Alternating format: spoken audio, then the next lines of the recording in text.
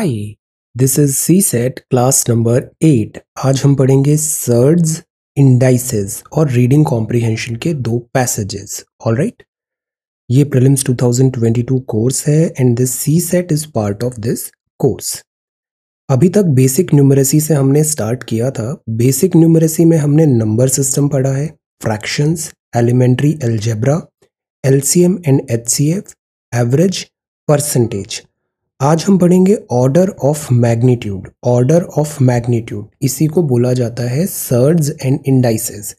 तो ये सारे chapters upon one by one पढ़ रहे हैं। इन अराउंड 2021 क्लासेस में ये कंप्लीट होगा, then we will speed up. Idea is कि मार्च और अप्रैल में हम ये सारा कवर कर लेंगे पूरा पोर्शन, और जो मई का मंथ है, मई के मंथ में हम ये फुल लेंथ टेस्ट लगाने वाले हैं सी सेट के। कोई भी डिफिकल्टी नहीं आएगा आपको 66 प्लस मार्क्स स्कोर करने में in this paper number 2। Meanwhile जो रीडिंग कॉम्प्रिहेंशन है, इसमें हमें साइमल्टेनियसली वर्क करना है, से 2 पैसेजेस डेली लगाने हैं। तो ये चीज़ आपको बहुत ज़्यादा बेनिफिशियल होगा over the period of time, because RC is not something कि उसको एक दिन में हमने कर लिया। लैंग्वेज प्रोफिशिएंसी, आरसी, ये जो चीज़ होती है ना, ये रोज करना चाहिए। So do this every day. Now let us start with surds. Surds क्या होते हैं? कोई भी नंबर है, एनी नंबर, कोई भी नंबर किसी फॉर्म में हम एक्सप्रेस कर सकते हैं, जैसे a to the power x, then the index x is known as the order of magnitude. पहले ऑर्डर ऑफ मैग्नीट्यूड देख रहे हैं। जैसे हमने बोला 4 टू द पावर 5, तो ये ऑर्डर ऑफ मैग्नीट्यूड क्या हुआ? 5। So x is known as the order of magnitude. For example 10 to the power 5, तो किस ऑर्डर का है ये? 5 ऑर्डर का है। 10 टू द पावर 5, तो ऑर्डर ऑफ मैग्नीट्यूड क्या हुआ? 5। यूजुअली जो हमारे काम की चीज़ होती है वो होती है से x square, y cube, z to the power 4, like that. Square और क्यूब सबसे ज़्यादा कॉमन होते हैं। तभी ये बोला जाता है, जैसे नंबर सिस्टम होता है ना, टेबल्स हम देखते हैं 1 2 3 4 5 6 अप टू 20 तक की सारी टेबल आपको पता होना चाहिए, और अप टू 20 तक के आपको स्क्वायर्स और क्यूब्स भी पता होने चाहिए। फॉर एग्जांपल 20 का स्क्वायर क्या होगा, 19 का स्क्वायर क्या होगा, 7 का क्यूब क्या होगा, 3 का क्यूब क्या है। तो जो स्क्वायर्स और क्यूब्स हैं अप टू 20 आपको टिप्स पे याद होने चाहिए, इससे स्पीड कैलकुलेशन बढ़ जाती है। तो ये आज का होमवर्क भी है आपका। टेबल 20 तक का याद रखना है। स्कूल जैसा लग रहा है but this is important. Table जो है वो 20 तक की याद होनी चाहिए, स्क्वायर्स भी 20 तक याद होने चाहिए, और जो क्यूब्स हैं ये भी 20 तक याद होने चाहिए। Okay, this is your homework for today. तो ये चीज़ होती है ऑर्डर ऑफ मैग्नीट्यूड। कुछ प्रॉपर्टीज़ हैं, वैसे ये सारी प्रॉपर्टीज़ अपने आप ही काफ़ी ऑब्वियस होती है, इसको ऐसा सच याद करने की ज़रूरत नहीं है, but just for the sake of this completion इसको अपन देख लेते हैं। जैसे स्क्वायर देखते हैं। स्क्वायर कभी भी नेगेटिव नहीं होगा, बिकॉज स्क्वायर में अगर -2 का भी स्क्वायर कर रहे हैं तो माइनस माइनस प्लस हो जाता है। -9 का भी स्क्वायर कर रहे हैं तो माइनस माइनस प्लस हो जाता है। तो स्क्वायर कभी भी नेगेटिव नहीं होता है, because negative into negative positive हो जाता है। It can not have odd number of zeros at its and. अगर आखिर में ज़ीरो है, मतलब वो नंबर था वो भी कुछ ज़ीरो ही रखा होगा, जैसे 10 हुआ, 20 हुआ, 30 हुआ। अगर एक ज़ीरो है तो अगर स्क्वायर हुआ तो 2 ज़ीरो आएंगे। सो द पॉइंट इज 2 ज़ीरो का स्क्वायर हुआ तो 4 ज़ीरो आएंगे, तो कभी भी ऑड नंबर नहीं आएंगे। ये बड़े ऑब्वियस सी चीज़ें हैं, एज सच रूल्स याद नहीं करने, this is very much obvious. It can not and with 2 3 7 और 8। वाई? बिकॉज 2 का स्क्वायर क्या होता है? 4, 3 का स्क्वायर क्या होता है? 9, 4 का स्क्वायर क्या होता है? 16, 5 का स्क्वायर होता है 25, 6 का स्क्वायर होता है 36, 7 का स्क्वायर होता है 49, 8 का स्क्वायर होता है 64, 9 का स्क्वायर होता है 81, और फिर जीरो में तो जीरो आ जाएगा 100। अब डिजिट्स, और 1 का 1 था, अब डिजिट्स तो अपने पास इतनी ही है 1 2 3 4 5 6 7 8 9 0, और इनके किसी के भी स्क्वायर में देखो 1 4 9 6 5 6 9 4 1, इसके अलावा कोई, इनके अलावा कोई दूसरा डिजिट आ ही नहीं सकता। तो 2 3 7 और 8 कभी भी एंड पे नहीं होगा square. Okay, square of an even number हमेशा इवन नंबर होगा। 2 का स्क्वायर देखो 4 हुआ, है ना, 6 का स्क्वायर 36 हुआ। तो आखिर में अगर इवन डिजिट है तो उसका स्क्वायर भी इवन नंबर ही बन रहा है। तो this also holds true. Square of an odd number is always an odd number. 1 का 3 5 7 9, 1 9 25, 49, 81। देखो यहाँ ऑड है तो इधर भी ऑड है। Every square number is either a multiple of 3 और exceeds multiple of 3 by unity. Again 1 to 9 digits के स्क्वायर देख लो, ये फिट बैठता है। Every square number is either a multiple of 4 और exceeds multiple of 4 by unity. Again square number ends with 9, then digit preceding 9 must be either 0 और even. तो again certain cases में आप देखो तो वो प्रीसीडिंग 9 जो है, जैसे 3 का है तो 3 स्क्वायर 9 हुआ, मतलब इसको 09 लिख सकते हैं अपन। ओके, तो this is that preceding 9 must be either 0 और इवन। जैसे 7 का स्क्वायर देखो तो 49, तो 9 के पहले की डिजिट इवन है। ये याद नहीं रखने हैं, ऑब्वियस सी चीज़ें, ये अपने आप थोड़ा प्रैक्टिस करते हैं ना तो नेचुरल समझ में आने लग जाता है, ये यही होगा। Okay, 1, 5, 6 and 0 at the end of number reproduce themselves as the last digit in their square. देखो 1 का 1, 5 का 25 मतलब 5, 6 का 36 मतलब 6 और 0 का 0 मतलब 0। Digit some of a perfect square जो होता है मस्ट बी 1, 4, 7 और 9। ये भी ऑब्वियस है, डिजिट सम जो है परफेक्ट स्क्वायर का वो इतना होगा। सो ये एक सर्टेन रूल्स हैं, एट टाइम्स ये हेल्प हो सकते हैं, वरना कॉमन सेंस से भी हम नंबर्स वहाँ पे पुट करेंगे, ये चीज़ होल्ड ट्रू होती है। तो what we are trying to know is order of magnitude. Order of magnitude जैसे मैग्नीट्यूड ऑफ 2 स्क्वायर। अब एक और चीज़ होती है, स्क्वायर है तो स्क्वायर रूट भी होता है। तो square root of a given number is the number which when multiplied by itself gives the same number.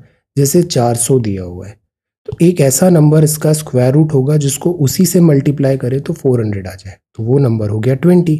20 into 20 is equal to 400, तो this is that. Similarly 25 into 25 is equal to 625, तो square root of 625 क्या हुआ 25। लिखने का तरीका होता है, इसको रेडिकल साइन बोलते हैं, like this, like this. Square root को हम ऐसे लिखते हैं, दिस। जैसे हमें बोलना है 625 का स्क्वायर रूट निकालना है तो we will write like this, तो दिस विल बिकम 25। ओके, अब जैसे ये बताइए, स्टूडेंट्स ऑफ क्लास 11th हैं, स्कूल में उन्होंने से square root of 4356 rupee donate किया। Each student donated as many rupees as the number of students in the class, so find the number of students in the class. तो see, हमें actually यहाँ पे बस square root निकालना है, तो इसका जो स्क्वायर रूट है वो 66 हो जाता है। तो 66 स्टूडेंट्स हैं, हर किसी ने 66 रुपी डोनेट किया, तो टोटल हो जाएगा 4356 बस। सो 4356 हमें दिया हुआ था, इसका स्क्वायर रूट निकाला तो 66 is the number of students. Simple. एक गार्डनर है, 1000 प्लांट्स लगाने हैं उसे। He want to plant them in such a way that the number of rows and number of columns remains the same। मतलब rows और columns जो हैं वो सेम होने चाहिए, rows and columns सेम होने चाहिए। तो यहाँ क्या हो रहा है, रिपीटेशन हो रहा है, जितनी रोज उतने ही कॉलम, सेम चीज मल्टीप्लाई हो रही है, मतलब स्क्वायर हो रहा है यहाँ। What is the minimum number of plants that he needs more for this purpose. अब यहाँ क्या लिखा है, मोर लिखा हुआ है। अब इसका क्लोजेस्ट अपन स्क्वायर देखते हैं, परफेक्ट स्क्वायर क्या दिख रहा है। देखो 1000 लिखा हुआ है यहाँ पे, है ना, 1000 और यहाँ मोर है, मतलब हमारा जो नंबर है वो 1000 से बड़ा होना चाहिए। अगर यहाँ लेस होता तो 1000 से छोटा लेते, यहाँ 1000 है, मोर और कितने चाहिए, तो 1000 से बड़ा नंबर एक आता है 1024। 1024, तो 1024 किसका स्क्वायर हो जाता है बताइए, 1024 जो होता है। तो द पॉइंट इज 1024 जो नेक्स्ट स्क्वायर है 1024 जो परफेक्ट स्क्वायर हो रहा है, 2 का हम देखते हैं ना, 2 इंटू 2 4, 4 2 इंटू 2 4, फिर 2 क्यूब कितना हुआ, फिर 8 हुआ, फिर क्या आता है 64, फिर 128, फिर 256, फिर 512, फिर 1024। तो 1024 जो है ये परफेक्ट स्क्वायर बन रहा है। तो 1024 नेक्स्ट है 1000 के बाद अगला परफेक्ट स्क्वायर, तो मतलब 24 ट्री और लगा लेगा तो रोज और कॉलम्स का कॉन्सेप्ट यहाँ पे बैठ जाएगा, बिकॉज वो परफेक्ट स्क्वायर हो जाएगा। सो द मिनिमम नंबर जो चाहिए प्लांट्स वो चाहिए 24। Very simple. ओके, तो इसीलिए अपन बेसिक न्यूमरेसी सबसे पहले कर रहे हैं, बिकॉज ये फाउंडेशन है पूरे सी सेट का। हमारा स्ट्रैटेजी इतना अच्छा है, हम पहले बेसिक न्यूमरेसी से पूरा फाउंडेशन 20 दिन के अंदर कंप्लीट करते हैं। इसके बाद आरसी हम बेसिक से अभी स्टार्ट कर रहे हैं, वो डेली करना है अपन को 2 महीने तक। और ये जैसी चीज़ें कंप्लीट हो जाएगी ना बेसिक मैथ्स का, तो आपको देखना general mental ability, logical reasoning, DI वगैरह इसमें बिल्कुल टाइम नहीं लगेगा। तो नेक्स्ट 30 समथिंग डेज में अपन पूरा ये कर लेंगे। तो अपना मार्च और अप्रैल में आपका पूरा गो थ्रू हो जाएगा syllabus of the C set. और बचेगा मई, इसमें केवल टेस्ट सीरीज़ के अपन फुल लेंथ टेस्ट कर लेंगे, कुछ प्रैक्टिस टेस्ट लगा लेंगे और 66 प्लस मार्क्स कहीं नहीं गए। अब आपका सी सेट का लेवल ऑफ प्रिपरेशन जैसा भी है, बस ये 30 मिनट्स का video watch it every day, this is more than sufficient. बाकी टाइम नहीं लगाना है, बाकी टाइम को आप फोकस करो अपने GS1 के प्रिपरेशन में। ऑलराइट, तो देखो ये इंपॉर्टेंट ऑपरेशंस कुछ ऐसे हो सकते हैं, जैसे square root of A B दिया हुआ है, इसको आप तोड़ सकते हो, square root of A multiply into square root of B. पर जब एडिशन दिया है तो उसको आप ऐसे नहीं लिख सकते, रिमेंबर ऐसे नहीं लिख सकते, ये फॉर्मूला भी याद करने की ज़रूरत नहीं होती है। For example square root of आपको दिया 4 into square root of 4 into 9 है ना, इसको आप लिख सकते हो square root of 4 square root of 9। Square root of 4 into 9 कितना हुआ, 9, 18, 27, 36, 36 का स्क्वायर रूट 6, 2 इंटू 3। वैलिड हुआ ना वैल्यू, मतलब करेक्ट है। ऑप्शंस में ना हमेशा कई बार, इनफैक्ट मैनी केसेस में आप रैंडम वैल्यूज डालो, अगर वो इक्वेशन करेक्ट हो रही है, मतलब जैसे अपन ने 2 और 3 केस में देखा, वो इधर करेक्ट हो रही है, मतलब इक्वेशन भी करेक्ट है। यहाँ पे आप डाल के देखो, square root of 4 square root of 9, square root of 4 कितना हुआ 2, स्क्वायर रूट ऑफ 9 कितना हुआ 3।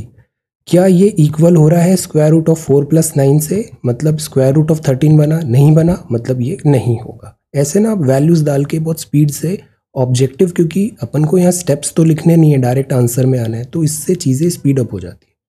अब जैसे यहाँ पर है 4 9 इज इक्वल टू 4 9 लिख सकते हैं, ये क्या होगा 2/3, इधर भी 2/3, तो यस लिख सकते हैं। दिस नहीं लिख सकते, तो this is simply important formula हम कह सकते हैं। क्यूब अब आता है, तो अभी अपन ने ऑर्डर ऑफ मैग्नीट्यूड 2 देखा था, अब ऑर्डर ऑफ मैग्नीट्यूड 3 देखते हैं, तो वो क्यूब हो गया। जैसे स्क्वायर में अपन ने रूल्स देखे ना, ये रूल्स भी वैसे ही है, ऑब्वियस हैं ये सारे। When a perfect cube is written in its standard form, then the values of powers on each prime factor will be a multiple of 3. Standard factorization हमने देखा था, prime factorization. फॉर एग्जाम्पल एक number है जो ऐसा लिखा है 3 power 6, 5 power 9, 17 power 3, 2 power 6, ये सारे प्राइम नंबर है, 3, 5, 17 एंड 2। इनके पावर देखो मैग्नीट्यूड 6, 9, 3, 6, ये सारे मल्टीपल ऑफ 3 है, बस यही चीज़ यहाँ पे लिखा है। Cube root of a number find करना है तो स्टैंडर्ड फॉर्म में करो, उसको डिवाइडेड बाय 3 करो। अब जैसे यहाँ क्यूब रूट निकालना था, 6 divided by 3 2, 9 divided by 3 3, 3 divided by 3 1, 6 divided by 3 2। तो प्राइम फैक्टराइजेशन करके भी अपन ऐसे उसका स्क्वायर क्यूब रूट फाइंड कर सकते हैं। Cubes of all the number integers and decimals greater than 1 are greater than the number itself. Yes, cube हो रहा है तो वो बड़ा होता जाएगा। जैसे एक्सेप्शंस केवल 2-3 हैं, एक तो 0 का क्यूब 0 ही होगा, 0 के पावर कुछ भी हो जाए वो 0 ही होता है, 1 के पावर भी कुछ भी हो जाए वो 1 ही होता है, -1 के पावर भी कुछ भी हो जाए, बट वो डिपेंड करता है साइन पे। देखो माइनस इंटू माइनस प्लस होगा, फिर एक और माइनस हुआ तो नेगेटिव हो जाएगा। तो अगर ये ऑड नंबर है जैसे 1, 3, 5, 7, 9 तो नेगेटिव होगा, इवन नंबर है तो पॉजिटिव होगा, तो this is minus. Value of the cube of a number between 0 and 1 है। देखो कोई भी नंबर अगर 1 से छोटा है, उसका अपन स्क्वायर कर रहे हैं, क्यूब कर रहे हैं, तो हम उस नंबर को और छोटा बनाते जा रहे हैं। 0.5 का क्यूब कम है 0.5 स्क्वायर से, और ये कम है 0.5 से। अगर 0 और 1 के बीच में वो नंबर है तो उसके ऊपर अपन पावर मैग्नीट्यूड लगाते हैं तो वो नंबर कम होता जाता है। Cube of a number between 0 and -1 is greater than the number itself. See, क्योंकि यहाँ पर नेगेटिव है, 0 and -1, cube of a number between 0 and -1 is greater than the number itself. Cube of the number है any जो less than -1 है वो भी lower than the number होगा। ये सब चीज़ें याद नहीं रखनी है, बस एक पता होना चाहिए, ये ऑब्वियस है, आप सवाल में वैल्यू डालोगे तो ये चीज़ें अपने आप करेक्ट हो जाती है। If a cube of number ends with 1 then the cube root ends with 1। जैसे 4 से है तो 4 होगा, 5 से है 5 है, again symmetry easily find out हो जाएगा। द पॉइंट इज कि ऑब्जर्व, मैथ्स जो होता है ना, मैथ्स इज नॉट अबाउट रटना नहीं होता है, मैथ्स इज अबाउट आप उसको देखो, आपको हर चीज ना ऑब्वियस नजर आने लग जाएगी, ये ऐसे ही होगा। Cube root of a given number is the number which when multiplied thrice itself gives the number that is the cube root of 64 is 4। तो cube root of a given number is the number which when multiplied thrice, जैसे 4 into 4 into 4, 4 into 4 16, 16 into 4 4 is 64, तो this is cube. अब जैसे square में हमने देखा था ये फॉर्मूले, सेम ऐसे ही फॉर्मूले क्यूब में भी लग जाते हैं। प्रोडक्ट है ए बी, स्क्वायर क्यूब रूट है तो दिस इज इंडिविजुअल, अपॉन में दिया है तो दिस इज दिस। ये ऐसा एडिशन नहीं होता है और ना ही सब्सट्रैक्शन होता है। कोई भी वैल्यू पुट करो ये वैलिड उसके लिए ट्रू हो जाएगा। ऐसे सवाल जब ऑब्जेक्टिव में दिए ना तो हमेशा एग्जाम्पल्स जो 4 ऑप्शन है ना उसकी वैल्यू डाल के इसके तुरंत वेरीफाई कर लेना चाहिए। अब देखना बहुत जल्दी ऑप्शंस एलिमिनेट होते हैं। तो ये तो था मैग्नीट्यूड। अब एक बात आती है सर्ड। सर्ड क्या हो सकते हैं? जैसे n एक पॉजिटिव इंटीजर है, कोई भी इंटीजर है, a एक पॉजिटिव रैशनल नंबर है ग्रेटर देन 0, तो हम जैसे लिखते हैं ना दिस a n, तो ये कहता है surd of order n। Surd of order n या nth ऑर्डर का सर्ड है। जैसे कई बार आप देखना ऐसा एक नंबर लिखा होता है 5 और यहाँ पे क्यूब रूट है 7 और यहाँ पे 4 लिखा हुआ है, तो ये क्या है? सर्ड्स है ये 5 3 7 और ऐसे यहाँ पर 4 लिखा हुआ है, तो ये सिंपल सर्ड हो गए। दोनों को मिक्स करके भी हो सकते हैं, इस तरीके से दो सर्ड्स का कॉम्बिनेशन भी हो सकता है। So these are different type of surd. Surd of order n, इनका रिप्रेजेंटेशन ऐसा होता है like this, this a and this n। n कोई भी पॉजिटिव इंटीजर होगा और जो a होगा वो कोई भी रैशनल नंबर होगा, दैट्स ऑल। अब सिंपल सर्ड क्या होगा? जैसे स्टैंड अलोन ये वैल्यू लिखी हुई है, सिंगल टर्म है, सिंपल सर्ड हो गया। इसे मोनोमियल सर्ड भी बोल सकते हैं, जैसे दिस स्क्वायर रूट ऑफ 3 1, ये जो है इसको अपन आगे चल के देखेंगे, इसको 3 पावर 1/4 भी लिख सकते हैं। सो दिस इज दैट, तो these are simple surd. Mixed में क्या होता है? एक रैशनल नंबर है और दिस इज अ सर्ड, तो दोनों के एडिशन से मिक्स्ड सर्ड हो गया कि एक रैशनल नंबर है और एक सर्ड हो गया तो मिक्स्ड हो गया। 2 + √3, 2 - √3, मिक्स्ड। कंपाउंड क्या होते हैं? जब दो सर्ड्स मिक्स हो गए, दो और मोर सर्ड्स, √3 √7, √3 - √7, तो ये कंपाउंड हो गए। सिमिलर डिसिमिलर क्या होते हैं? जैसे देखो 2√3 है, ये 4√3 है, दोनों काइंड ऑफ सिमिलर सर्ड हो रहे हैं। 5√3 है, ये जो नंबर है ये बदल रहा है बट जो √3 है this is same, so these are similar. पर 5√2 7√3 सिमिलर नहीं है बिकॉज ये √2 √3 इज डिफरेंट। तो ये 4 टाइप की कैटेगरीज हैं। ये भी एज सच कुछ सवाल बस पता होना चाहिए, दिस इज दैट। सवाल जो आएंगे वो प्राइमरली एप्लीकेशन ओरिएंटेड है। Simple surd, mixed surd, compound surd, similar and dissimilar surds. जैसे एक सवाल आया था 2012 में यूपीएससी में, 2 + √2 + 1/2 + √2 + 1/2 - √2, इसको आप कैसे लिखोगे? जब भी ऐसे सवाल होते हैं ना तो जो डिनोमिनेटर है ये प्रॉब्लम कॉजिंग है। ऊपर की चीज तो ऐड सब्सट्रैक्ट हो रही है बट डिनोमिनेटर को हमें हमेशा गेट रेड करने की कोशिश करनी चाहिए जनरली, इससे आसान हो जाता है, जो इक्वेशन है वो ईजी होता है। अब इस डिनोमिनेटर को कैसे करें? यहाँ 2 + √2 है, अगर यहाँ 2 - √2 आ जाता तो a + b a - b हो जाता, a² - b² हो जाता, √2 का स्क्वायर होता तो रूट भी हट जाता और ये कुछ सिंप्लीफाई हो जाता। तो इधर लेट अस मल्टीप्लाई कि एक ये नंबर है एक ये नंबर है ना, इस इक्वेशन को मैंने ऐसे लिख दिया। यहाँ भी न्यूमरेटर डिनोमिनेटर में 2 - √2 से मल्टीप्लाई कर देते हैं। इधर भी अपन, अब यहाँ 2 - √2 था तो इधर 2 + √2 से डिनोमिनेटर न्यूमरेटर में मल्टीप्लाई कर देते। Let's do it. तो ये क्या हुआ? a² - b², 2 - √2 ऊपर रहेगा, ये a² - b², इधर 2 + √2 ऊपर रहेगा। ये a² मतलब 4 - √2 का स्क्वायर क्या होगा? √2 है और फिर स्क्वायर स्क्वायर हो गया तो ये कैंसल आउट हो जाएगा, तो 2 बचेगा केवल। तो 4 - 2 मतलब 2, 4 - 2 मतलब 2। डिनोमिनेटर कॉमन है तो न्यूमरेटर को जस्ट लाइक दैट ऐड कर देते हैं। 2 - √2 + 2 + √2 ऐड किया, दिस कैंसल्स आउट, तो बचेगा 2 + √2 + 2 मतलब 4 + √2, है ना आसान? तो देखने में मुश्किल लगता है बट हमेशा कोशिश करो डिनोमिनेटर को सिंप्लीफाई करने की, आपको आंसर दिखने लग जाएगा थोड़ा प्रोसेस के बाद। तो ऐसे करते हैं अपन, एक रैंडम ऊपर नीचे मल्टीप्लाई किया, 2 - √2 2 - √2, रैंडम नहीं, इसको एलिमिनेट करने का फॉर्मूला हमने यूज किया a + b a - b = a² - b²। अब कंपैरिजन करना होता है सर्ड का। सर्ड का कंपैरिजन तभी होगा जब वो सेम ऑर्डर के हैं, जैसे कि 2 का क्यूब रूट 8 का क्यूब रूट, जैसे ये लिखा होता है ना 8 है और 3 ऐसा लिखा है, इसको अपन यूं भी लिख सकते हैं 8 पावर 1/3, सेम चीज है। इसको अपन ने 1/3 के फॉर्मेट में कर दिया, 8 पावर 1/3 मतलब दिस इज दिस। तो अब देखो यहां भी क्यूब रूट है, यहां भी क्यूब रूट है, तो अपन डायरेक्ट 2 और 8 को कंपेयर कर सकते हैं। 8 इज ग्रेटर देन 2, तो this is greater then 2। But the point is ये जो पावर है, इंडेक्स है, ये सेम होना चाहिए। ओके, अब एक और बात आती है एक्सपोनेंट का। अब x to the power n है, ये कुछ भी हो सकता है, 6, 5, 4, 3, these are called exponent, index बोलते हैं। और जो x होता है उसको बेस बोलते हैं।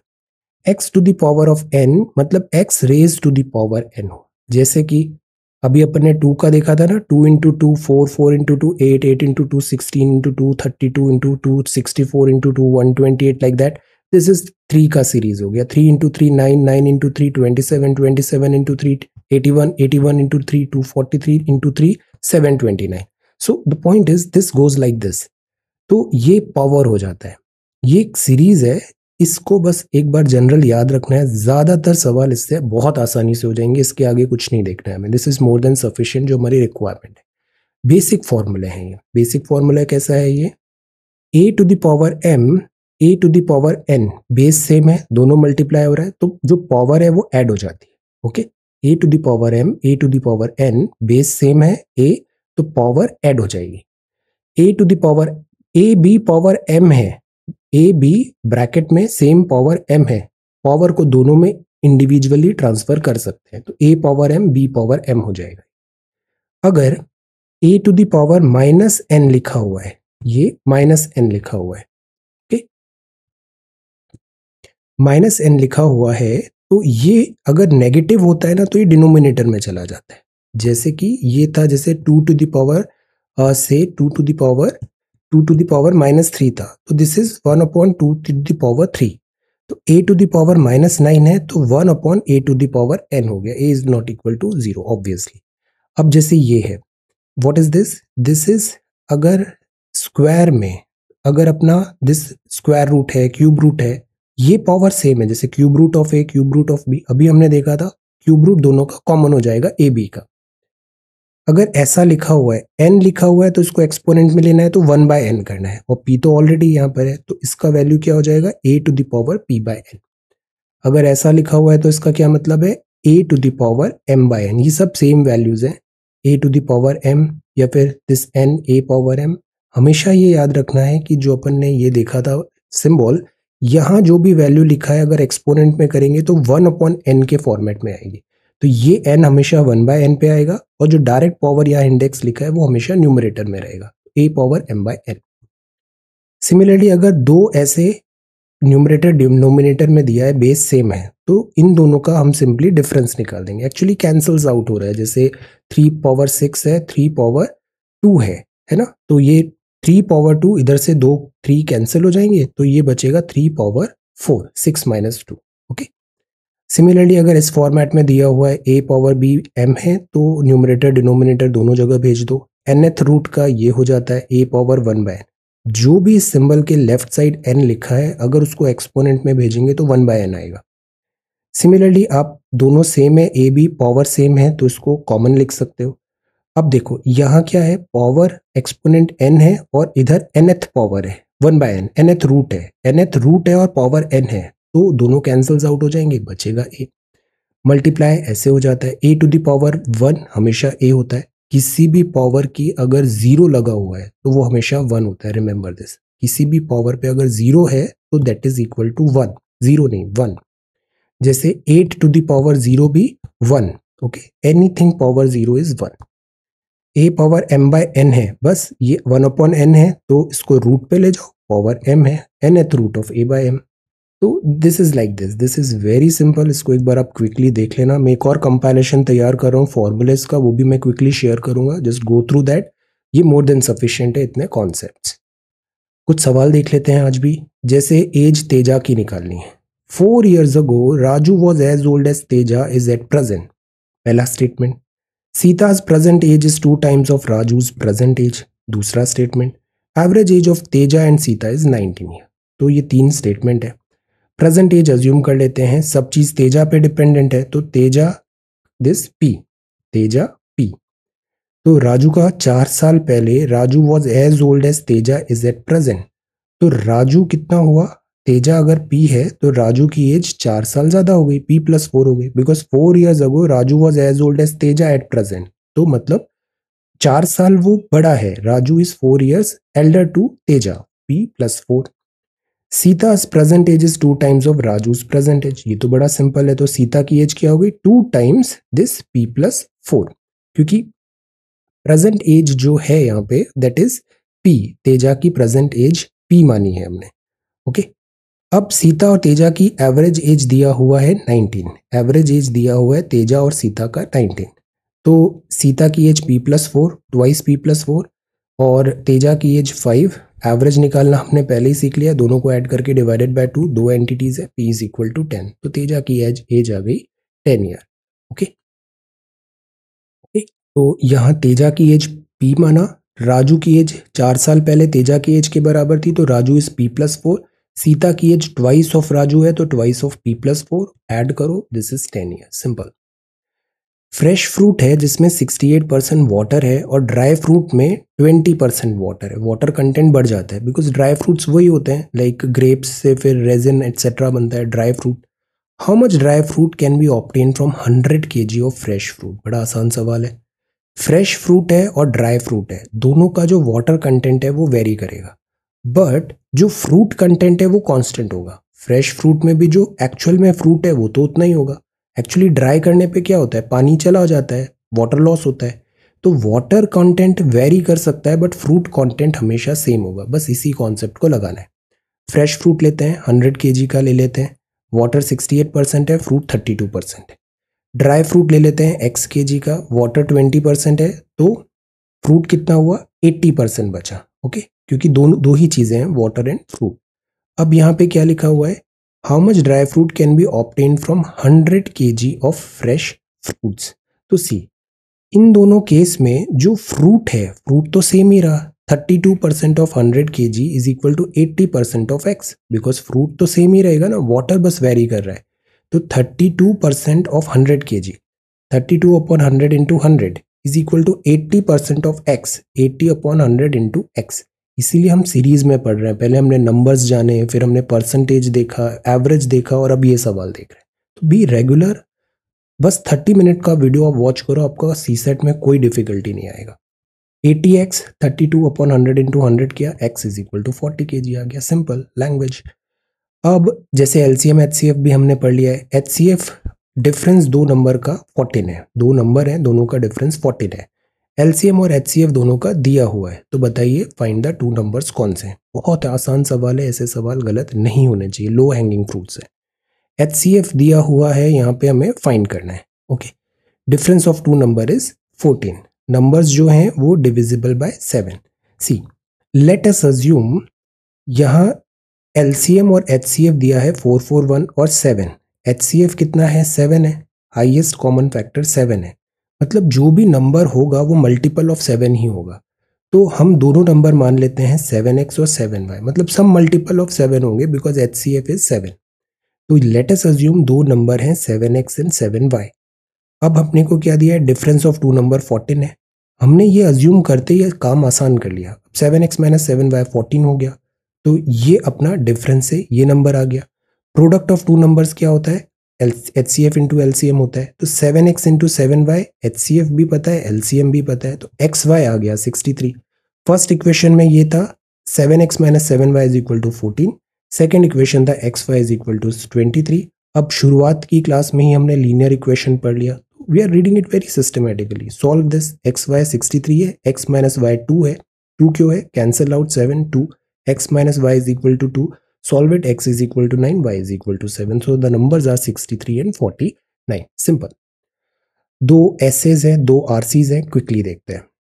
इंडिया में authorities always look to store the maximum amount of water in reservoir during the monsoon season, which is then used for irrigation and generation of electricity during the summer month। बड़ा आसान है, India में authority store करती है maximum amount of water reservoir में monsoon season में, इसलिए करती है ताकि ये जो पानी है वो यूज हो पाए इरिगेशन और इलेक्ट्रिसिटी जनरेशन में समर के मंथ में, अपन इंडियंस की टेंडेंसी भी होती है बचत करके रखते हैं ताकि दिस समर सीजन में वो काम आ जाए। It is an internationally accepted practice, ये बड़ा कॉमन चीज़ है। Water level of a reservoir should be kept below a certain level before the onset of monsoon season, because monsoon में बहुत सारा पानी आने वाला है, तो एक सर्टेन लेवल के बिलो रखा जाता है before the onset of monsoon. This is so that when monsoon rains come there is a space to store the excess rain water and also so that water can be release in a regulated manner. तो reservoir का काम ही ये होता है, खूब सारा पानी आ गया तो बचत करके रख लो, फिर साल भर पानी नहीं आ रहा है उतना तो उसको धीरे धीरे खर्च करो। But the authorities store the maximum amount of water in reservoirs even before the close of the monsoon, only to ensure greater electricity generation and irrigation. पर authorities अब यहाँ क्या काम कर रही हैं, वो maximum amount of water reservoirs में रख रही है before the close of the monsoon. Monsoon खत्म हो गया तब भी वो पानी रिलीज नहीं कर रही, उसको स्टोर कर रही है to ensure greater electricity generation and irrigation. बड़ा आसान सा पैराग्राफ था। सवाल देखते हैं। कई बार पता है आरसी में ऐसा भी आप कर सकते हो, एक क्विक रीड लगाओ पैराग्राफ का, क्विक रीड लगाओ क्वेश्चंस का, और फिर वापस आप पैराग्राफ को अच्छे से पढ़ो। इससे जल्दी स्पीड आ जाती है, आपको ज़्यादा टाइम नहीं लगेगा, क्योंकि एक बार आप क्वेश्चंस देख लेते हो फिर दोबारा पैराग्राफ देखते हो ना तो चीज़ें तुरंत क्लियर हो जाती है। ओके, अब यहाँ क्या लिखा हुआ है, अजम्पशंस क्या हैं। High risks involved in holding maximum water in reservoirs are due to our over dependence on hydro power projects. अब ये कहाँ से आ गया, तो ऐसा तो कुछ लिखा नहीं है ना कि रिस्क इन्वॉल्व है मैक्सिमम वाटर की, पैराग्राफ में कुछ नहीं लिखा था। Storage capacity of dams should not be fully used before और during summer monsoon. Role of dams in flood control is underestimated in India. अब इसमें करेक्ट एजम्पशंस क्या हो रहे हैं, तो करेक्ट एजम्पशन हो रहा है केवल 2, क्योंकि ऐसा तो कहीं नहीं लिखा कि रोल ऑफ डैम है वो अंडर एस्टिमेटेड है, ये तो बात ही नहीं उठी। बस ये था कि डैम्स है, फ्लड का वैसे कहीं पर नाम भी नहीं लिया यहाँ पे। द आइडिया इज कि ग्रेजुअली वाटर रिलीज करे इरिगेशन और इन सब पर्पजेस के लिए। तो ये नहीं है, ये नहीं है, तो this is gone, this is gone, ये दो तो चले गए। 2 यहाँ पर भी है, 2 यहाँ पर भी है, तो ये तो हो गई। ऑप्शंस एलिमिनेट ऐसे देखे जाते हैं कि जो श्योर हो जाओ कि ये नहीं है उसको तो सबसे पहले कट करना है, वो जहां जहां है। अब बचे ये दो, 1 and 2, 1 and 2, और यहाँ ओनली 2, तो 2 यहाँ भी है, यहाँ भी है, मतलब ये तो होगा ही होगा, इस पे अब अपन को ज्यादा दिमाग नहीं लगाना है। This is true. 1 के हिसाब से अपन बताएंगे करेक्ट क्या है। High risk involve in holding maximum water in reservoir due to over dependence on hydro. अब ये भी ऐसा कुछ लिखा नहीं है तो ये तो गलत ही होगा। We were not very sure कि 2 करेक्ट है या नहीं है, बट सेट यही हो रहा है तो only 2 is the right option. Think like this. Okay, one of the biggest ironies around water is that it comes from rivers and other wetlands. Reading ability इसीलिए इतना ज़रूरी है, जो इतने साल भर से हम रीडिंग कर रहे हैं ना, दिस इज़ द पर्पज़, ये आरसी में बहुत काम आती है। One of the biggest ironies around water is that it comes from rivers and other wetlands. ये एक आयरनी है, yet it is seen as divorced from them, but ऐसा है कि ये डिवोर्स माना जा रहा है, अज्यूम नहीं है ये। While water is used as a resource, public policy does not always grasp that it is a part of the natural ecosystem. तो मतलब मैसेज ये है कि वाटर ठीक है, हमें ज़रूरत है, बट वाटर की ज़रूरत नेचर को भी है, बिकॉज ये एक नेचुरल इकोसिस्टम का पार्ट है। Efforts at engineering water system are thus efforts at augmenting water supply rather than strengthening the capacities of ecological system. तो हम जो भी तरीका बनाते हैं, जैसे बड़े बड़े मल्टीपर्पज़ डैम्स बना दिए, वो हमने बना दिए ताकि वो हमारी रिक्वायरमेंट को फुलफिल कर पाए वाटर की। इंजीनियरिंग कर दिया वाटर सिस्टम का, वाटर सप्लाई को ऑगमेंट किया, बट क्या वो इकोलॉजिकली सस्टेनेबल है? तभी आप देखना मल्टीपर्पज़ प्रोजेक्ट्स इकोलॉजिकली इसका बहुत अपोज किया जाता है, बिकॉज ये अनसस्टेनेबल होते हैं, स्पेशली जब अपन हिमालयाज में देखते हैं डैम्स एंड रिजर्वॉयर। तो the point is ecological system priority होना चाहिए, स्ट्रेंथन करना। प्रायोरिटी अगर नहीं भी हो तो एटलीस्ट इसको इग्नोर नहीं करना चाहिए। Which one of the following is the most logical and rational inference that can be made from the above passage? Logical and rational. Rivers and other wetlands should be protected under Ramsar Convention. अब ये कैसा statement है? बहुत सारे तो Ramsar में नहीं भी आते। अब ऐसा तो नहीं है कि हम सब रामसर कन्वेंशन में डाल दें। Engineering water system should be modernised and further augmented. बड़ा सेफ सा लग रहा है ये, मॉडर्नाइज करो, ऑगमेंट भी करो। Wetland needs to be reinforced as you are more than just open sources of water. अब ये भी सही लग रहा है, इसको भी गलत नहीं किया जा सक रहा था। देखते हैं। Water supply should not be free of cost so as to prevent its misuse और ओवर यूज। आउटराइट बोगस है ये। सो द पॉइंट इज इन दोनों में अब अपन को देखना है। अगर थीम ऑफ दिस पैसेज देखो ना तो यहाँ ये लिखा है कि एफर्ट्स जो हैं ऑगमेंटिंग वाटर सप्लाई के साथ ही साथ strengthen the capacity of ecological system. This is a better option. ये ऑल दो मतलब मॉडर्नाइज ठीक है ऑगमेंट करें बट ये बहुत जेनेरिक सा हो रहा है। This is specific so the right answer is C. Alright. So ये सवाल हैं। ये आरसी देखा हमने, surds and its properties, indices वगैरह देखा, रिवाइज इट। इस पे मैं कुछ क्वेश्चंस भी शेयर कर दूंगा। So thank you so much for watching this video. Take care, study well and be safe.